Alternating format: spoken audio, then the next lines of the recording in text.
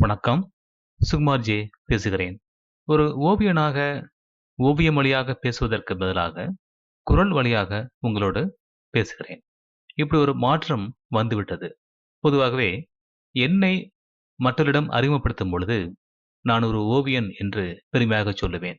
அதற்கு அவருடைய அடுத்த கேள்வி என்னவென்றால், வேறு என்ன வேலை பார்க்கிறீர்கள் என்று கேட்பார்கள். ஏனென்றால், பொதுவாக ஓவியம் வழியாக பிழைப்பு நடத்துவது என்பது மிக கடினம் என்பது அவர்களுக்கு தெரிந்திருக்கிறது.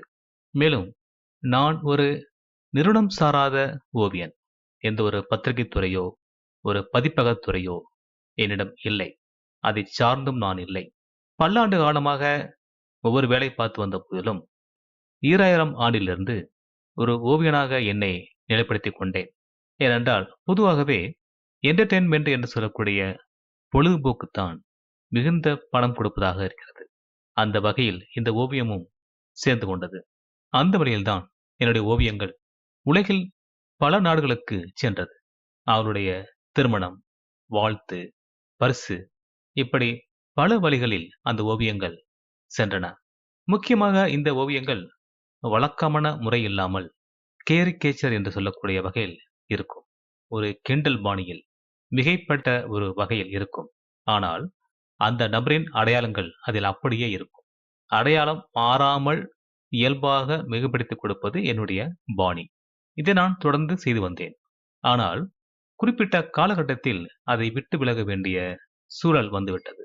ஒன்று, ஒரு நபர் என்னிடம் ஓவியத்தை கொடுத்தால், அதில் அவர் கேட்கக்கூடிய திருத்தங்கள் பல வகையாக என்னை பாடாய்ப்படுத்தின என்று சொல்லலாம். ஒரு ஓவியனுக்கு ஓவிய பாடம் நடத்தும் அளவிற்கு அந்த திருத்தங்கள் அமைந்தது.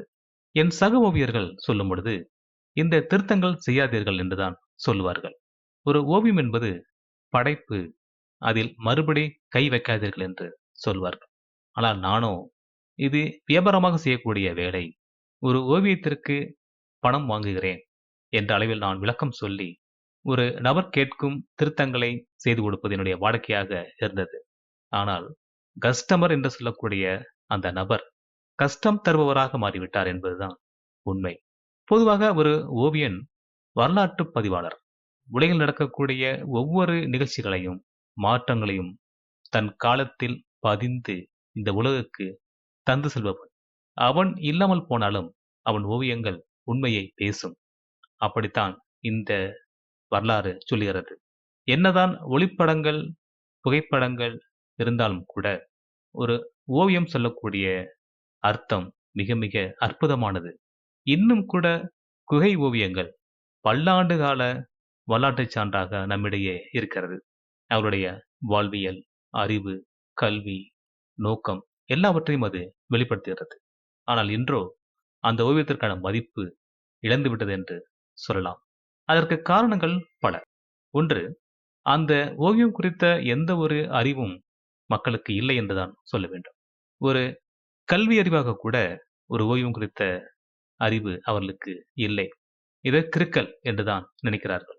ஒரு ஓவியனுக்கு பாராட்டும் வெகுமதியும் தேவை. ஆனால் இன்றோ அவன் ஓவியத்தை விற்று பிழைக்கக்கூடிய நிலைக்கு மாறிவிட்டான். இது காலத்தின் சூழல். வேறு வழி இல்லை. இதை ஏற்றுத்தான் ஆக வேண்டும்.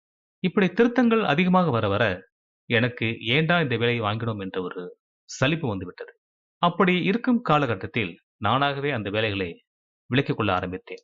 அதற்கு உதவுவது போலவே இந்த கொரோனா நோய் தொற்று வந்துவிட்டது. 3 ஆண்டுகளாக அது படுத்திய பாடு இந்த ஓவிய வேலைகளை முற்றிலுமாக நிறுத்திவிட்டது என்று சொல்லலாம். ஆனால் அந்த காலகட்டத்தில் நான் யோகத்தில் சில அனுபவங்களை பெற்றதால், விளக்கத்தை பெற்றதால், அந்த விளக்கத்தின் வழியாக நான் சில உண்மைகளை தர வேண்டியது அவசியமாயிற்று. அதற்காக வேதாத்ரியா என்ற ஒரு சேனலை ஆரம்பித்து, அதன் வழியாக வேதாத்ரி மகர்ஷி எனக்கு வழங்கிய உண்மை தத்துவங்களை மற்றவர்களுக்கு என்னுடைய பாணியில் கொடுத்து வருகிறேன். அதனால் கொஞ்சம் மாற்றம் கிடைத்தது. இப்பொழுது ஏஐ என்று சொல்லக்கூடிய செயற்கை நுண்ணறிவு முற்றிலுமாக அந்த ஓவிய வேலைகளை மாற்றிவிட்டது. ஒரு வகையாக சொல்வதென்றால், மொத்த ஓவியர்களின் வயிற்றில் அடித்துவிட்டது என்று சொல்லலாம். ஒரு கவிதை போல 4 வரியை கொடுத்தால் ஒரு ஓவியத்தை தருகிறது. நாம் கேட்பது போல தருகிறது. ஆனால் நினைப்பது போல அல்ல. அந்த உருவம் யாரையோ சுட்டிக்காட்டுகிறது. அவரை அல்ல. ஆனால் நாங்கள் 100க்கு 100 முழுமையாக அந்த நபரை ஓவியமாக்கி கொடுத்தாலும் கூட, என்னைப் போல இல்லை என்று தான் சொல்வார்கள். ஆனால் இந்த ஏஐ இலவசமாக தருவதால், தன்னைப் போல இல்லை என்றாலும், இது நான் தான் என்று இந்த சமூக வெளியில் வெளிக்காட்டிக் கொள்கிறார்கள். இது காலத்தின் கட்டாயம் தான். என்றாலும் பரவாயில்லை. ஓவியர்களுக்கு வேறு வேலை நிறைய இருக்கிறது. அவர்கள் புத்தி கூர்மை அப்படி செயல்பட வைக்கும். எனவே கவலை இல்லை. அந்த வழியில்தான் நான் என்னுடைய குரலைக் கொண்டு சில விளக்கங்களை நான் தரலாம் என்று இங்கே நினைக்கிறேன். இதுவரை ஓவியங்களை கொடுத்து வந்த இந்த சுகுமார்ஜி என்ற ஒரு காணொளி தளம், இனி என்னுடைய குரல் பதிவுகளையும் தரும். இந்த பதிவில் நம்மோடு வாழக்கூடிய, வாழ்ந்து கொண்டிருக்கின்ற, வாழ்ந்து முடிந்து பெயரோடு வாழ்கின்ற நபர்களை சொல்வதாக இருக்கும். அவருடைய நல்ல பக்கத்தை, அறிவுரையை, விளக்கங்களை தருவதாக இருக்கும். இது ஏனென்றால், ஒரு மனிதன் தன்னுடைய வாழ்நாளில் தான் பெற்ற அனுபவங்களை தர வேண்டியது கட்டாயமாகிறது. இது இயற்கையின் நியதி என்று சொல்லலாம். நாம் இங்கே நிற்பது நம்முடைய நமக்கு முன் வாழ்ந்த பெரியோர்களின், மூதாதையர்களின் தொழில்தான். அதுபோல நம்முடைய தொழிலும் ஏறுவதற்கு வரும் சந்ததிகள் வருவார்கள். அவர்களுக்காக நாம் சில உண்மைகளை இங்கே தர வேண்டும். இந்த அனுபவத்தை நான் பெற்றதற்கு இன்னொரு விளக்கமும் எனக்கு தேவைப்பட்டது. அது எழுத்தாளர் பாலகுமாரன் வழியாக எனக்கு கிடைத்தது. ஒரு காலகட்டத்தில் பாலகுமாரன் தன்னுடைய கதைகளின் பாணியை மாற்றி ஆன்மீகத்திற்கு பயணித்தார். முழுமையாக அவருடைய எழுத்து ஆன்மீகத்துக்கு வந்துவிட்டது. அந்த நேரத்தில் சிநேகிதன் என்ற ஒரு நாவலை தந்தார்.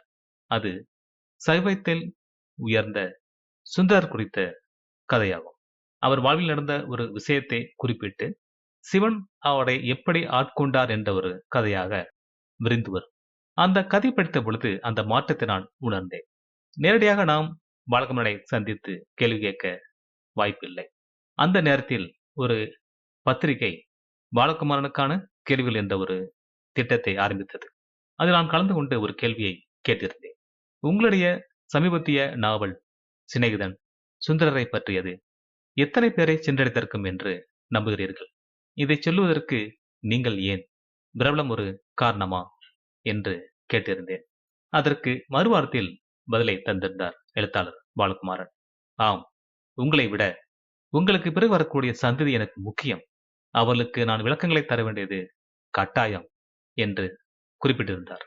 அதை படிக்கும் பொழுது அந்த கடமை உணர்வு எனக்கும் தொட்டிக்கொண்டது. ஒரு விளையாட்டாக இருக்கக்கூடிய ஒரு நிலையிலிருந்து மாறி வரக்கூடிய காலகட்டம் என்னுடைய வயது அது. உண்மையாக நான் என்னை மாற்றிக்கொள்ள ஆரம்பித்தேன் என்று சொல்லலாம். அதற்கு பிறகுதான் 2000ஆம் ஆண்டு முதல் ஒரு ஓவியனாக நான் என்னை வருவித்துக் கொண்டு என்னை வெளிக்காட்டினேன்.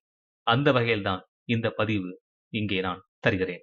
என்னுடைய வழியாக நான் பெற்ற, எனக்கு கிடைத்த அனுபவங்களை இங்கே பகிர்கிறேன். இது எல்லாமே மிகச்சரி என்று நான் சொல்ல முடியாது. குறைகள் இருக்கலாம். என்றாலும் அதை சுட்டிக்காட்டினால் நான் திருத்திக் கொள்வேன். அதில் எனக்கு மாற்று கருத்து இல்லை. ஏனென்றால் தவறு என்பது மனிதன் இயல்புதான். அதை திருத்திக் கொள்வதும் மனிதனுடைய இயல்பு. எனவே தொடர்ந்து பயணிங்கள். நாம் நிறைய தெரிந்து கொள்ளலாம். நன்றி. மீண்டும் சந்திப்போம்.